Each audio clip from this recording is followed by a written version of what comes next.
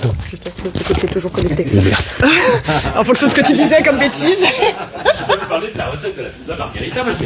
C'est ça. Des pizzas aussi en même temps. Non, mais je fais partie de l'association de défense de la pizza avec margarita, mais je fais ça. Ça, ce sera la 3e conférence de la soirée. Donc, merci beaucoup Christophe et Arnaud pour cette présentation. Je suis super contente que Gabamous soit là ce soir. Ça fait très longtemps que je conseille Gabamous au sein du cabinet, mais il était temps de voir enfin le concepteur et puis la suite de l'équipe. Donc, merci beaucoup et merci d'innover dans ce monde bien complexe du positionnement.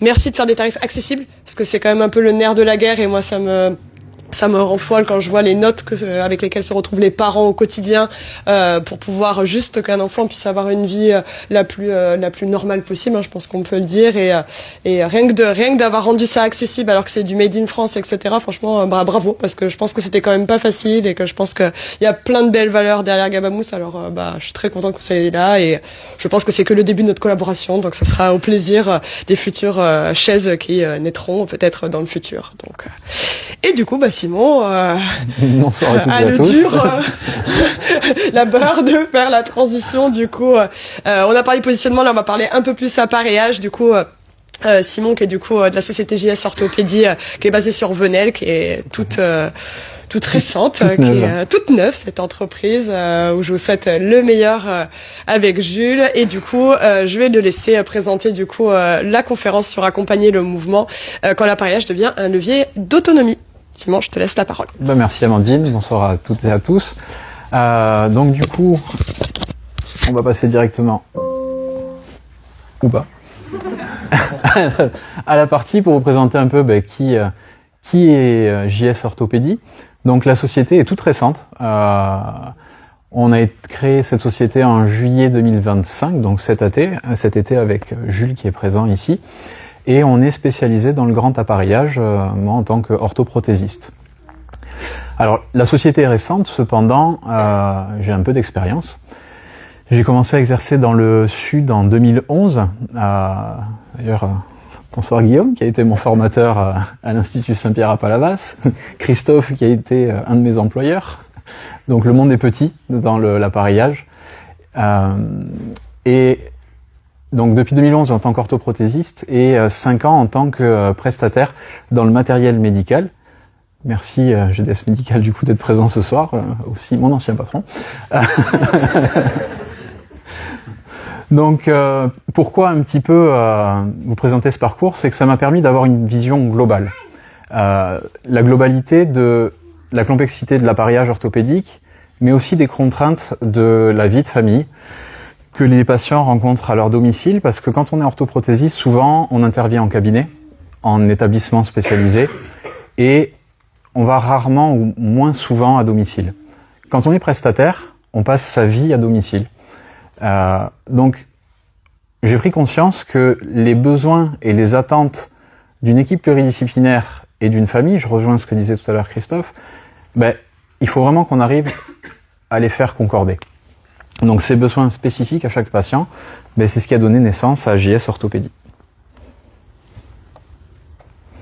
Alors dans la globalité, qu'est-ce que l'appareillage orthopédique ou orthoprothèse? C'est un soutien pour un patient qui englobe plusieurs choses. Donc on va avoir les prothèses pour les gens qui sont amputés, les orthèses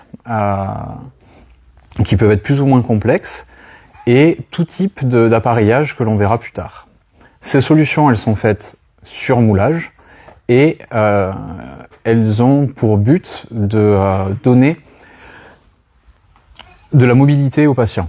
Parce que forcément, il y a une déficience fonctionnelle et notre rôle, ça va être d'y pallier. Et on va voir comment. Donc, Amandine m'avait demandé de vous faire un petit récap pour un peu simplifier cette nomenclature qui parfois est un peu complexe à comprendre.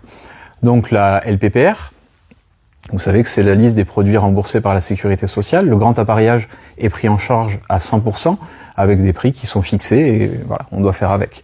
Donc on fait partie du titre 2, et les orthèses, on va se concentrer sur les orthèses, parce que JS Orthopédie ne fait pas de prothèses, se divisent en 3 grandes catégories. Donc les OS, dans les OS, on entend orthèse de membre supérieur. Donc, elles vont être mises suite à une fracture traumatique pour immobiliser le membre supérieur, en post-opératoire, peut-être pour limiter les amplitudes articulaires d'un coude, ou sur des malpositions pour venir limiter les déformations et appareiller le membre supérieur. On va avoir les OI, donc les orthèses de membres inférieurs, qui vont être de la hanche jusqu'au pied, donc les cruropédieuses ou suropédieuses ou supramalléolaires en fonction du niveau. Et elles vont avoir pour but soit de posturer le membre inférieur, donc de le maintenir dans une position orthopédique donnée et voulue, soit à redonner de l'autonomie et une dynamique dans le schéma de marche du patient. La troisième grande famille, c'est les TR, donc TR tronc. Et là, par contre, il y en a un paquet dedans. Vous allez avoir, pour les plus petits des TR, les corsets, que vous connaissez, hein, soit en post-traumatique suite à des fractures, soit pour viser de correction du rachis pour des scolioses. Ensuite, on va avoir les corsets sièges. Alors, les corsets sièges, depuis peu, ils se divisent en 3 catégories, sous-catégories. Donc, vous connaissez tous le corset siège global avec un dossier et une assise. Et les deux vont ensemble, d'accord? Donc, dans ce cas-là, on a un corset siège complet. Aujourd'hui, nous avons la possibilité de faire soit un dossier, soit une assise, en scindant les deux. Alors, c'est quand même très important parce que souvent, régulièrement, vous allez avoir des problématiques soit qui se canalisent au niveau du bassin, avec des asymétries de bassin, mais une fois que vous avez fait votre étude posturale et que vous voyez que votre patient, en réalignant le bassin, ça marche un peu comme la pyramide au-dessus et tout s'aligne, on va pas forcément avoir besoin d'aller le contraindre au niveau du rachis. Donc on nous donne la possibilité de faire un corset siège, mais une assise de corset siège. Et à l'inverse, un patient qui va peut-être avoir des gros problèmes cutanés, peut-être qu'avec un coussin, un quadroselect pour pas le nommer, mais où on va pouvoir quand même jouer un petit peu s'il y a une petite asymétrie de bassin, mais régler ce problème cutané et avoir juste un dossier, c'est faisable également. Donc on va pouvoir mettre de l'air au niveau des fesses et un petit dossier qui sera pris en charge également, sur lequel on peut aussi venir mettre un appuie-tête. Enfin, tout ça est modulable. Donc aujourd'hui, c'est bon de savoir qu'on n'est pas contraint de faire un corset siège complet. On peut jouer que sur le bassin ou que sur la partie tronc. Le verticalisateur, alors lui, en 2 parties, soit antérieure, soit postérieure, en fonction du tonus du patient et des besoins de stimulation. Les OTN, donc les orthèses totales de nuit, bien souvent en mousse épaisse, d'accord, pour posturer le patient s'il y a des déformations orthopédiques ou un patient qui va talonner dans le lit avec des escarres au niveau des talons. Voilà, donc on va pouvoir installer le patient dans des OTN. Et la dernière catégorie, qui sont les selles de déambulation, avec ou sans châssis. Enfin voilà, on va pouvoir... on en fait un petit peu moins, nous, dans notre cas, mais elles répondent quand même parfois à des besoins. Alors souvent, la question qui revient, c'est comment on peut renouveler? Les grandes lignes, c'est que de 0 à 6 ans, si c'est nécessaire et que le patient a eu une croissance qui nécessite un renouvellement, au bout de 6 mois, on peut se permettre de renouveler des bottes, un corset siège. Ça va aller jusqu'à 6 ans. De 6 ans à 18 ans, la règle, ça va être 1 fois par an, d'accord? Mais pareil, il faut que ça soit justifié. C'est pas juste, en théorie, parce que les parents sont divorcés et qu'il faut un siège chez maman, un siège chez papa. Si l'autre corset siège va bien, attention aux abus quand même, du renouvellement chaque année. Au-delà de 18 ans, pour la catégorie, parce qu'après il y a quand même des subtilités dans les autres, mais pour les corsets sièges, pour les gros appareils verticalisateurs, même si au-delà de 18 ans on en fait quand même moins, mais sur les OTN, la règle c'est 3 ans. Toutes ces règles-là sont soumises à la caisse, si je dis pas de bêtises. C'est ce qui s'applique en tout cas pour notre caisse ici sur PACA, et c'est un petit peu les règles. Chaque caisse est régionale, et chacune des caisses, les orthoprothésistes, pour avoir échangé avec eux, oui. Tu peux juste demander parfois, avant 3 ans, Mais c'est un argumentaire spécifique. C'est ça. Qui doit être fait par Donc ça va être le renouvellement, une demande anticipée, et qui va se justifier avec un courrier à médecin conseil. Voilà. Donc, j'espère avoir répondu et un petit peu vulgarisé cette nomenclature où souvent on nous demande mais est-ce qu'on peut cumuler ou pas cumuler? Donc le corset siège maintenant est cumulable depuis la nouvelle réforme avec le... Alors c'était anciennement l'AME, mais maintenant je sais plus comment on appelle ça. Maintenant c'est les PAP. Mais Les PAP, voilà.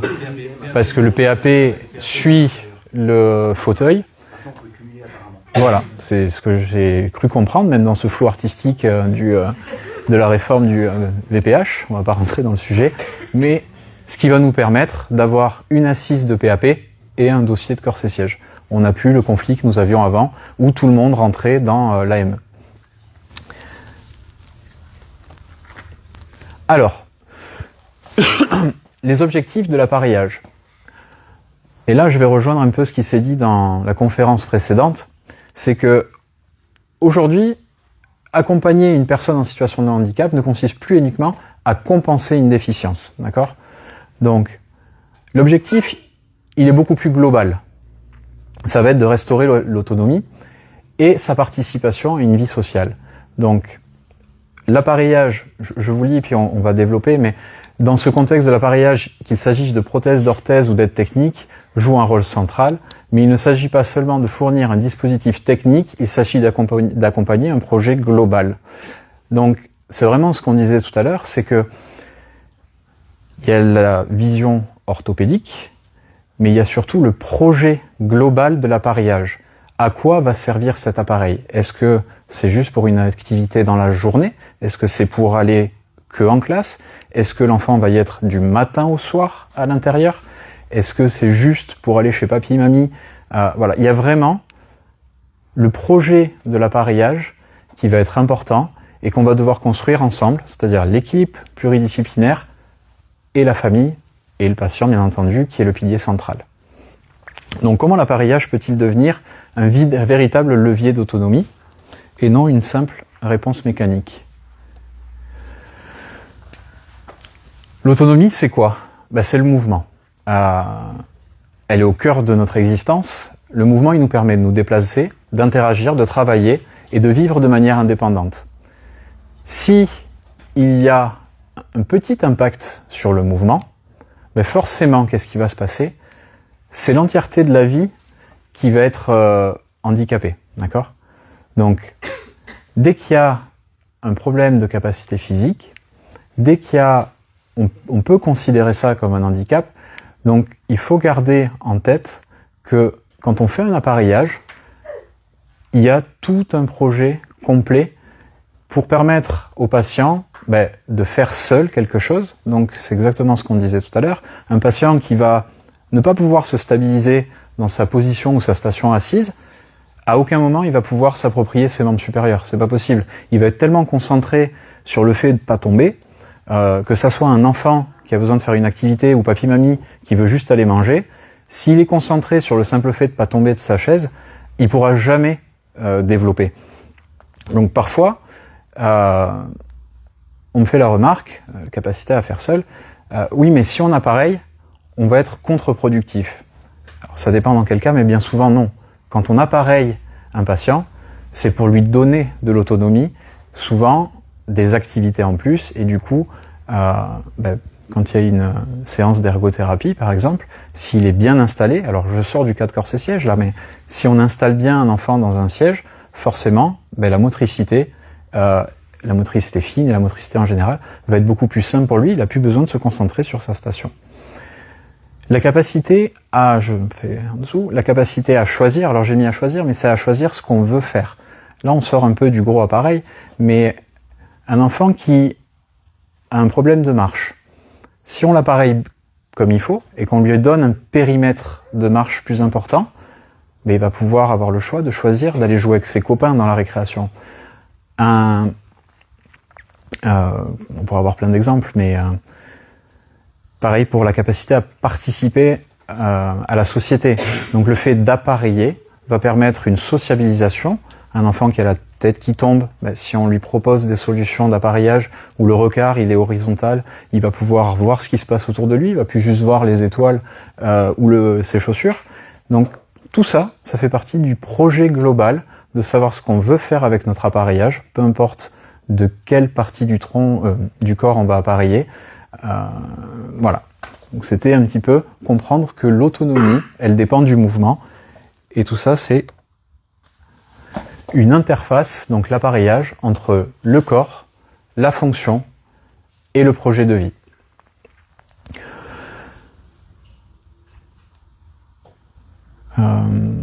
Oui, alors ça je l'ai dit juste avant.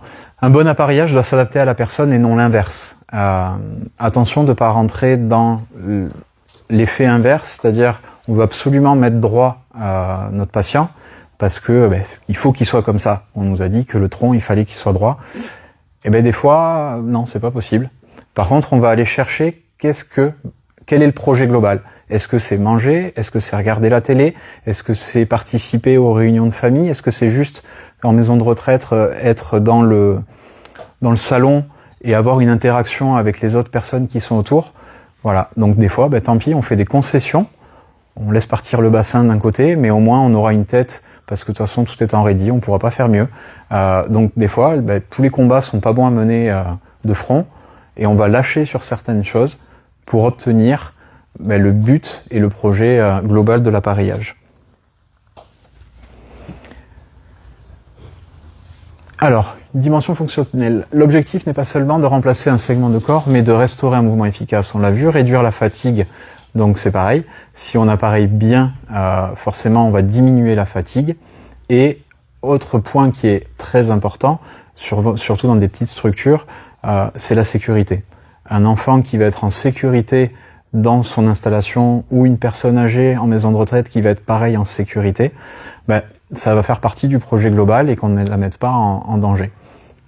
Malgré tout ça, chaque appareillage, il y a une dimension psychosociologique à prendre en compte. C'est que c'est souvent gros, les corsets sièges, alors même si on met un point tout particulier à faire des appareils les plus esthétiques possibles chez JS Orthopédie, mais parce que bien souvent on a du mal à voir l'enfant là dans le corset siège, donc on s'efforce à réduire un maximum tout en gardant le confort, parce que l'image de soi, elle est importante.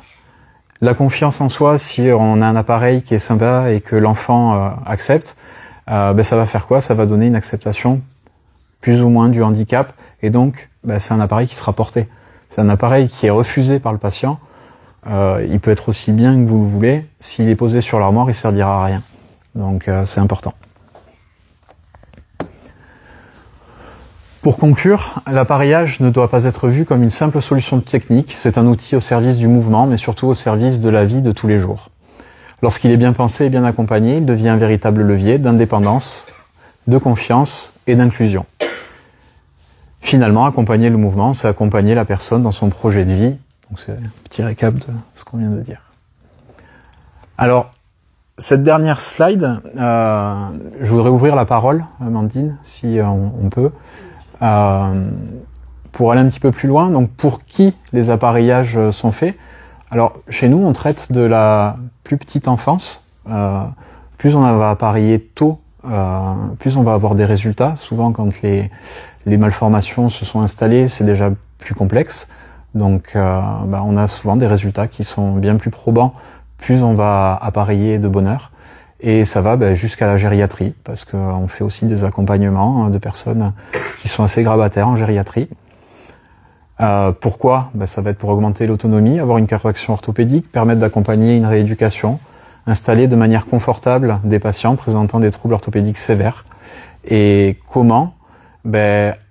C'était le point du départ, c'est avoir une équipe plurie avec qui on a une certaine confiance. Ce qui est important quand on est orthoprothésiste, c'est d'obtenir cette confiance de son équipe pluridisciplinaire, et c'est comme ça qu'on arrive à avancer, d'arriver à faire le lien avec les accompagnants, que ce soit la famille ou peu importe, les gens qui accompagnent les personnes en situation de handicap, et bien entendu le patient au cœur de tout ça.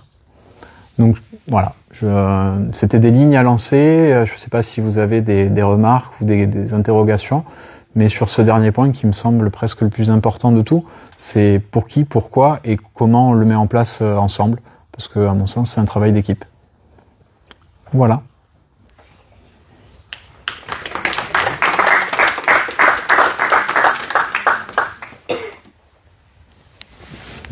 Bon. Pareil, est-ce que vous vous déplacez ou pas pour... Alors, c'est le cœur même de notre métier, pour le coup, c'est de se déplacer.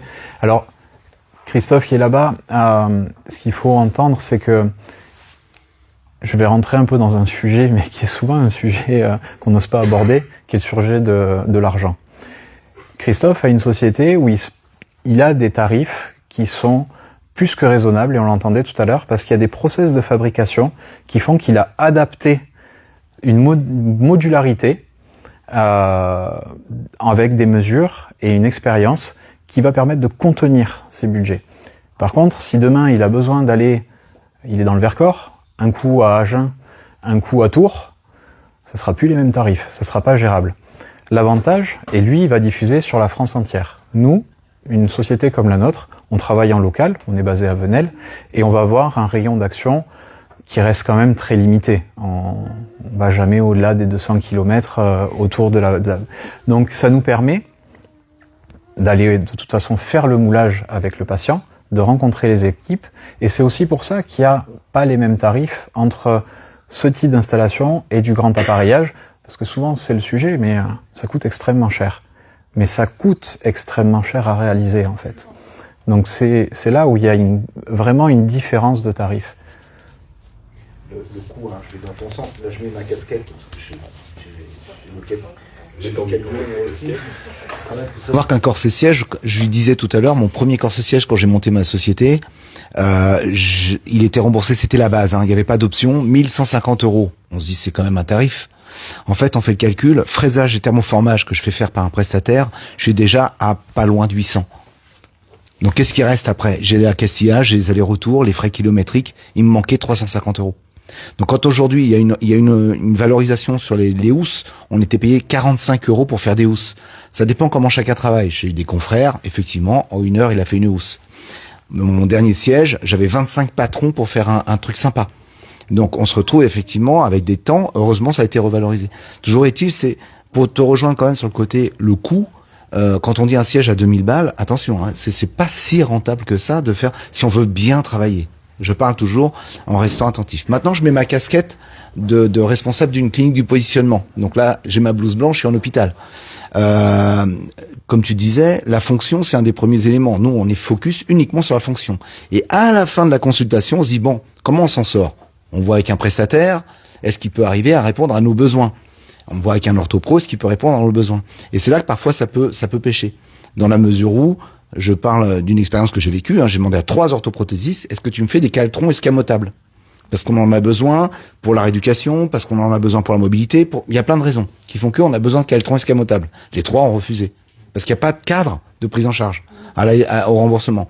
Moi, j'ai fait le calcul, on n'est pas loin de entre 4 et 500 €. Rien que les mécaniques sont à plus de 160 €. Donc, le temps de démontage, tout ça, c'est de l'argent. Et donc, ils ont tous refusé. Donc, c'est après les limites qu'on peut avoir. Je fais juste une petite parenthèse sur la possibilité, les orthoprothésistes, c'est un tarif unique. On n'a pas le droit au dépassement, c'est illégal. Mais il y a je sais pas si tu es au courant, il y a une circulaire qui est passée.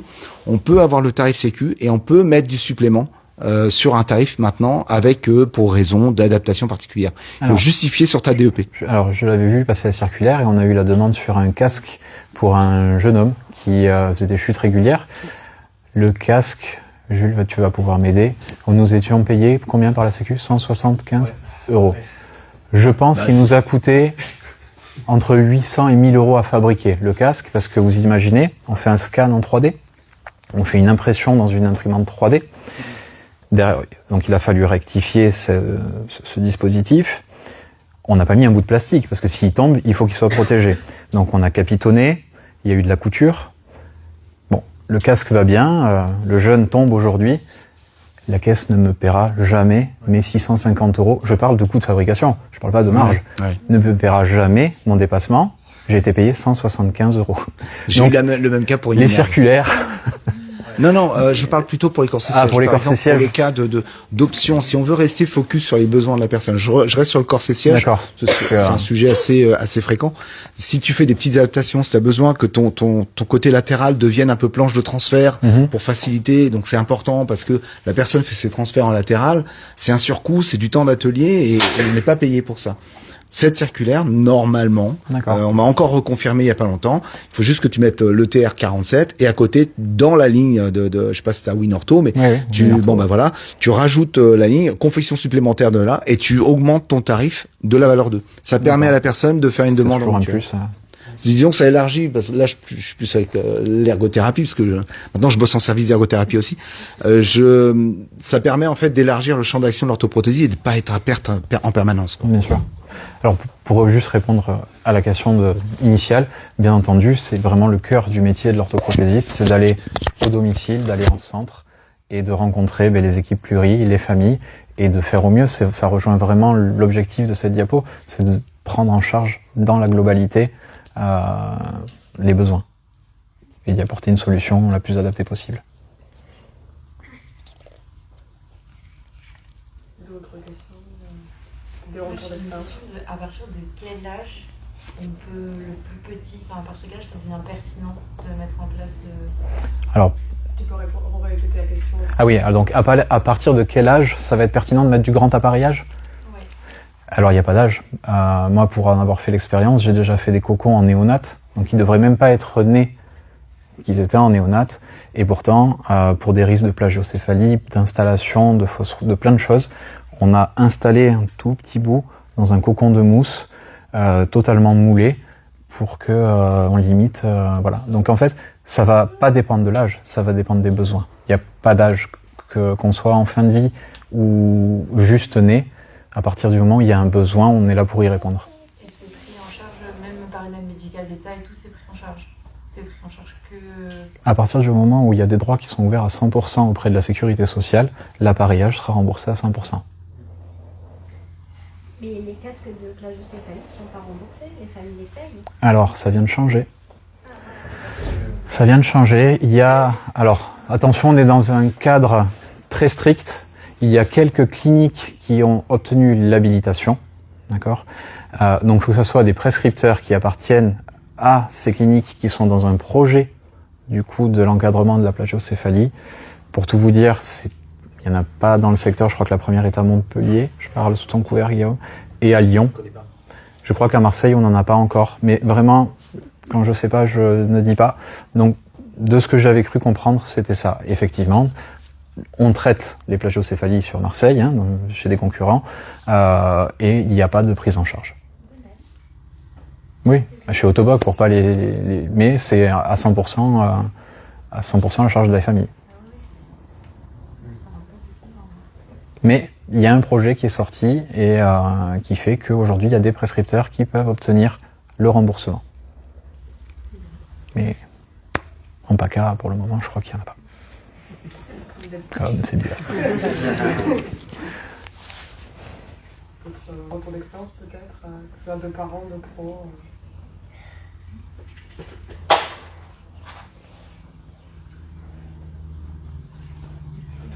Oui, Laurence.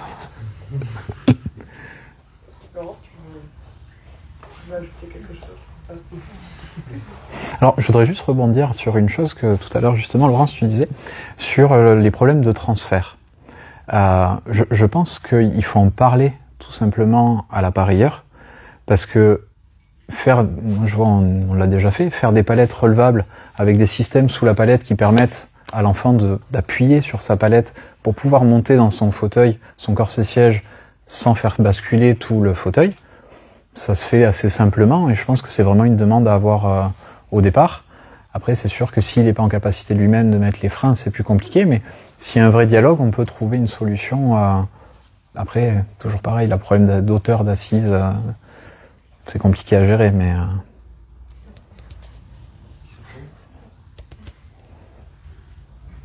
Question. Quand une famille veut un appareillage, il faut absolument passer par un médecin rééducateur ou un médecin... Alors, c'est vrai que je n'ai pas abordé le sujet. Quand c'est une première mise, donc bien souvent, quand on a un enfant qui est atteint, parce que en général, c'est dès l'enfance qu'on va avoir besoin de son premier appareillage.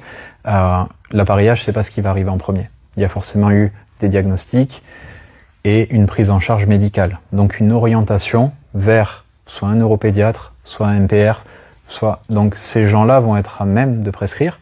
Donc dans la liste des médecins prescripteurs, on va avoir, celui qui prescrit le plus, c'est le MPR, le médecin de physique et réadaptation, le neuropédiatre, le chirurgien orthopédique, le neurochirurgien, et après, en établissement spécialisé, le pédiatre ou le gériatre.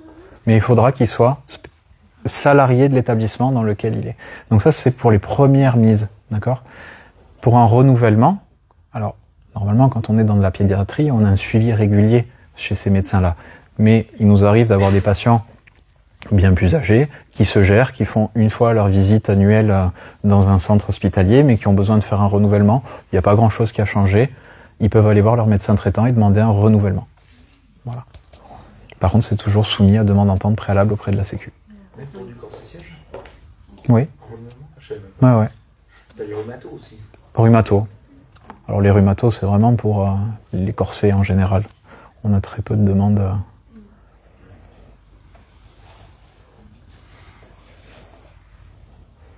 Bon. Encore de questions.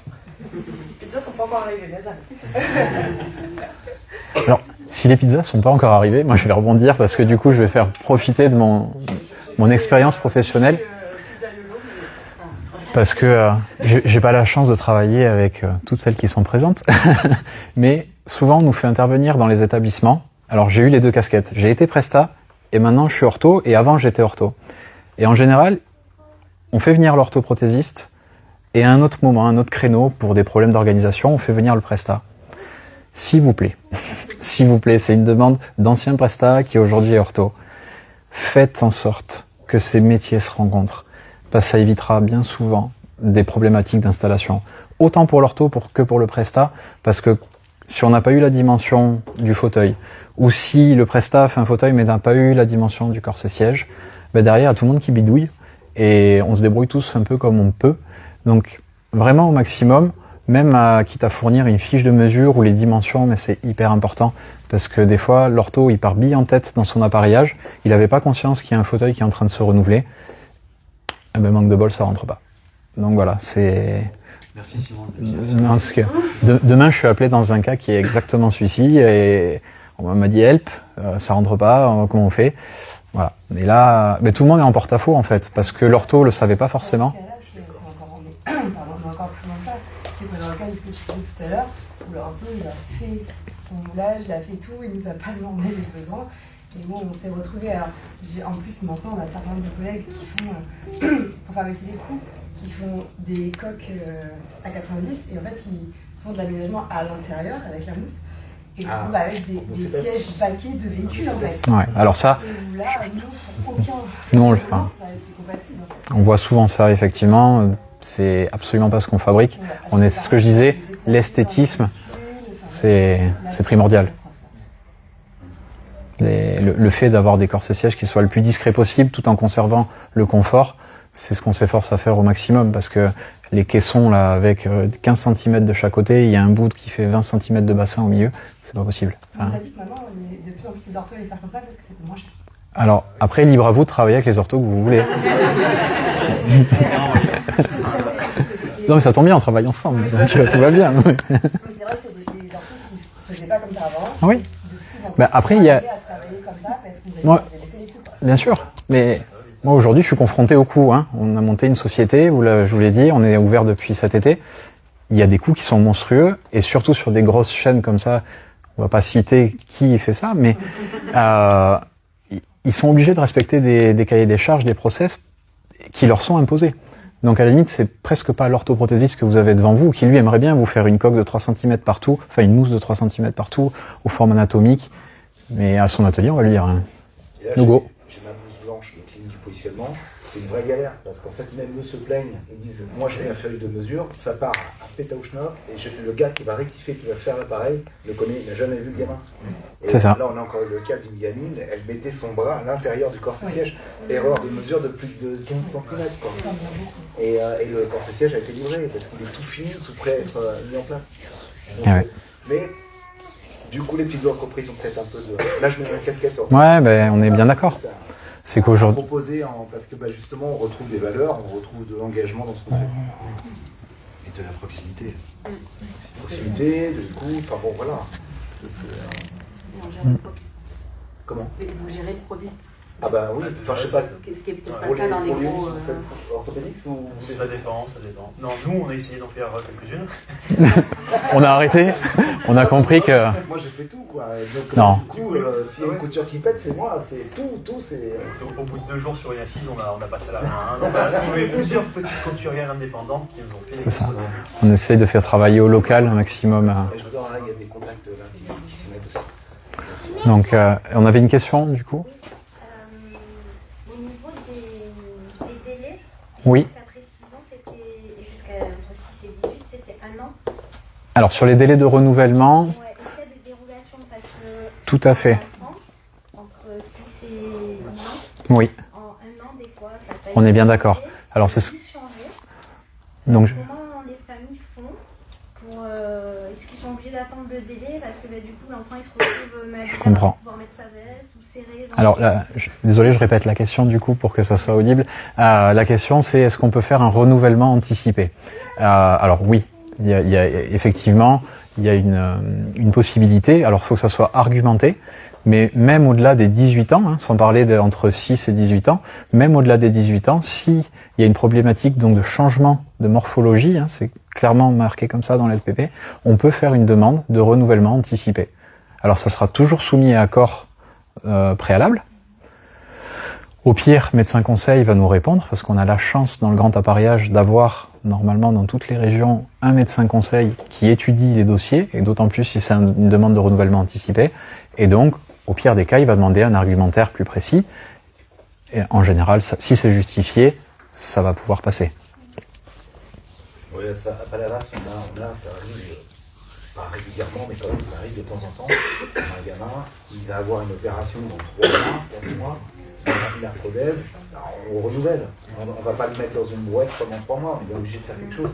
Donc on renouvelle l'appareillage, alors qu'on sait très bien que dans 3 mois, il n'y aura plus. Quoi. Et donc là, il y a un renouvellement anticipé, et voilà, on n'a pas le choix. Bien sûr. Justifié.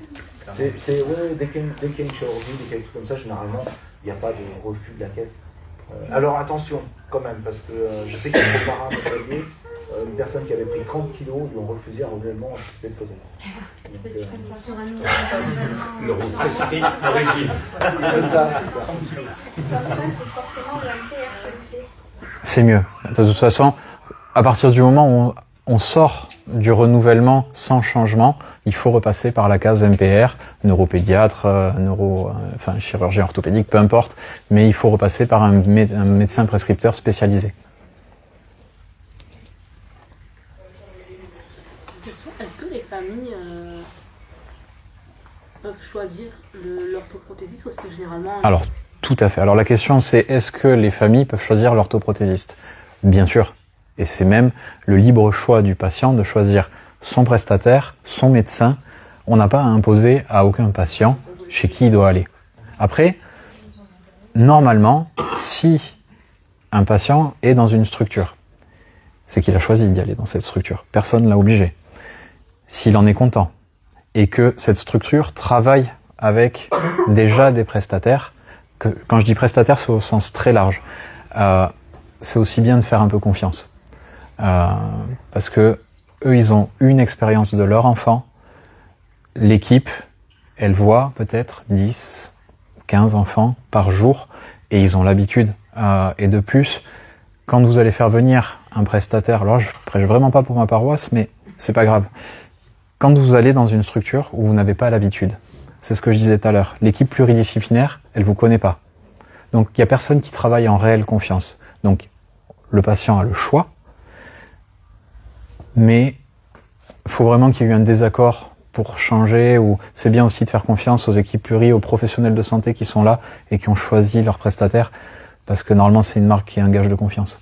Surtout quand vous allez dans une clinique, Guillaume Toutain qui est à la clinique du positionnement, il a forcément des prestataires avec qui il travaille, c'est des gens qui sont reconnus, voilà, c'est bien aussi de faire confiance. Il y a énormément de prestataires, que ce soit dans le fauteuil roulant, que ce soit en tant qu'orthoprothésiste. Malheureusement, c'est comme dans la vie de tous les jours, tout le monde ne se vaut pas. Donc c'est bien de faire confiance un petit peu avec les gens avec qui on travaille. Voilà, c'était moins objectif. Dans les structures de santé, normalement, on n'est pas tenu de dire on va vous imposer un orthoprothésiste, on devrait vous donner plusieurs orthoprothésistes. Et moi, par contre, dans le cas des cliniques du positionnement, comme c'est une consultation particulière, multidisciplinaire, chronophage, moi je milite pour qu'on choisisse les prestataires. Parce que très fréquemment, on se retrouve avec des préconisations qui font 2 pages, et il y a des prestataires, ils sont pas formés, clairement. C'est pas jouable. On perd un temps, on fait faire des allers-retours. Moi j'ai des patients qui viennent de l'Est de la France, j'ai eu un dossier qui a pris plus d'1 an pour un physio-pro de base. Et tout simplement parce que le prestataire n'était pas compétent. C'est ça.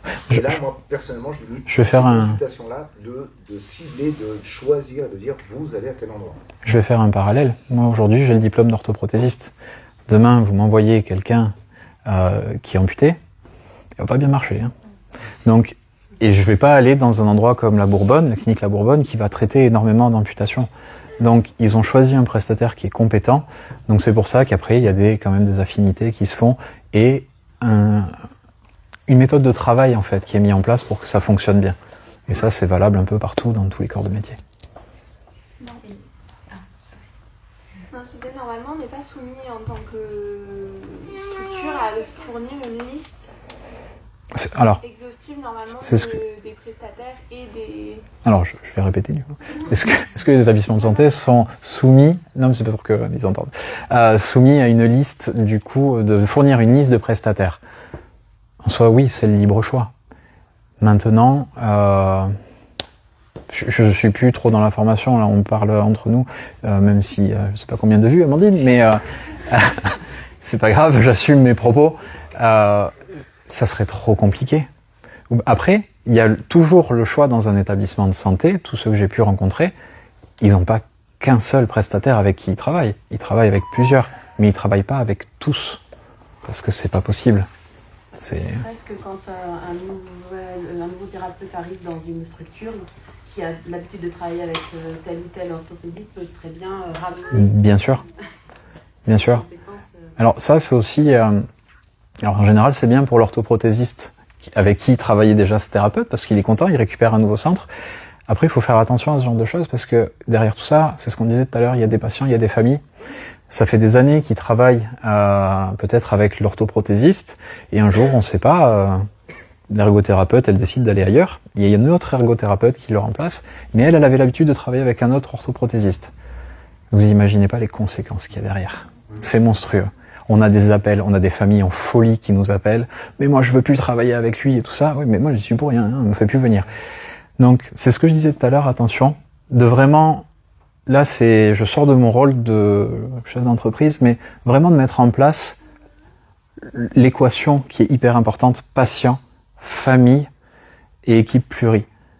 Et à la limite, l'ortho et le prestataire, ils viennent après. Mais de vraiment avoir cette discussion en amont, parce que des fois, ça a des répercussions qui sont énormes, quoi. Et c'est très bien, Simon, que tu aies mis patient en premier aussi, hein, parce que... c'est un peu la base. Oui.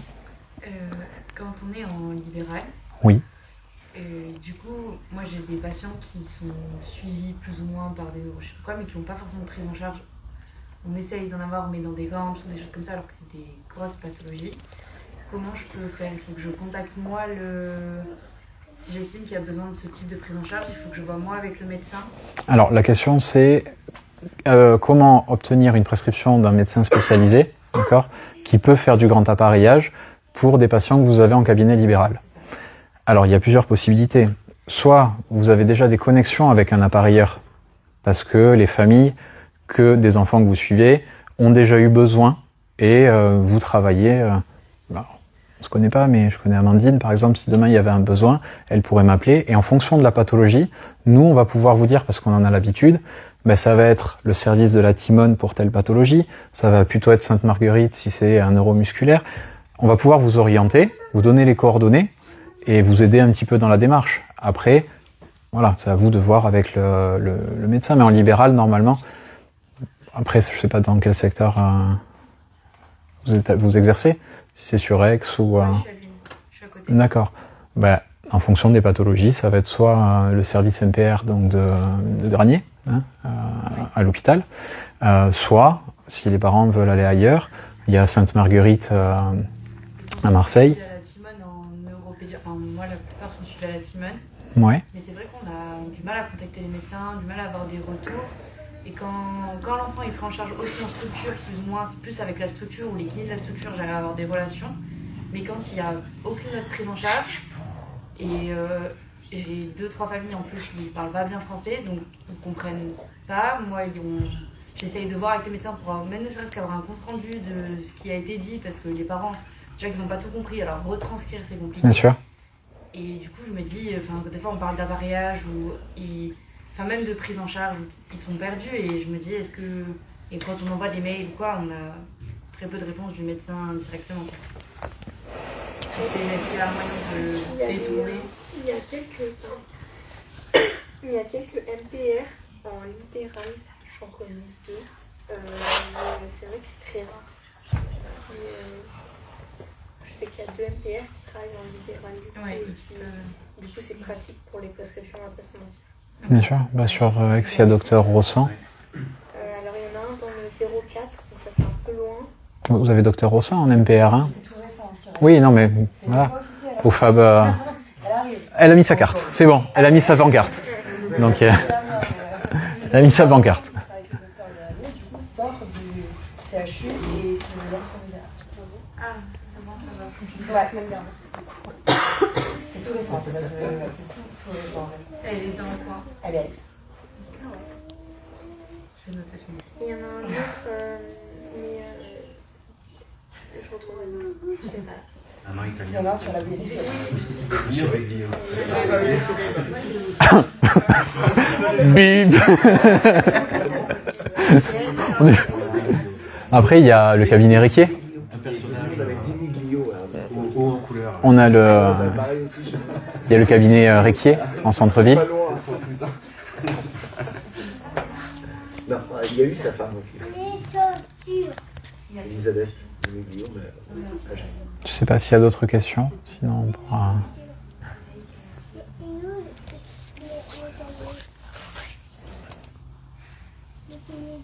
Pizza. Pizza? Bon, écoutez, merci à toutes et à tous. Merci beaucoup.